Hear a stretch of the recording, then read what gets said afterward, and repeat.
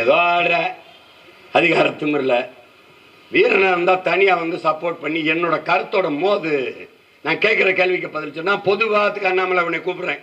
நீ வா, நீ ஒரு தொலைக்காட்சியில் நீ நான் வந்து பாரதிய ஜனதா தமிழ்நாட்டுக்கு எதுக்கு ஒரே ஒரு காரணம் சொல்லி நிரூபிச்சிடறார். கட்சி விட்டு போயிடலாம். என் கட்சி எல்லாம் கட்சி நாம் கட்சி இல்லை, நம்ம எல்லாம் பாரதிய ஜனதா. ஒரு காரணம் சொல்லு, ஒரு காரணம் சொல்லு. உடம்புல தூய தமிழ் ரத்தம் ஓடுதா? போய் முதல்ல சோதிச்சுட்டு வா. தமிழ்நாடு நோடில்லா, காவிரி இஷ்யூ நோடில்லா, டில் ஐ டெத் ப்ரௌட் கன்னடிகா.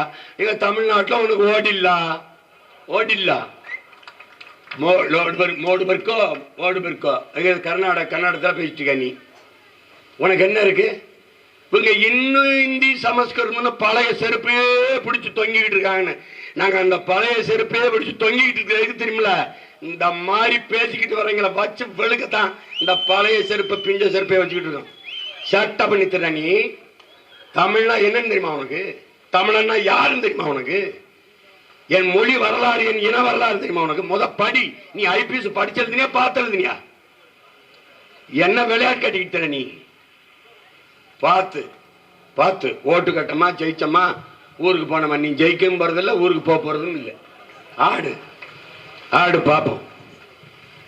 என் அன்பு மக்களே, எவன் வேணாலும் ஜெயிக்கலாம் இந்த நாட்டில்.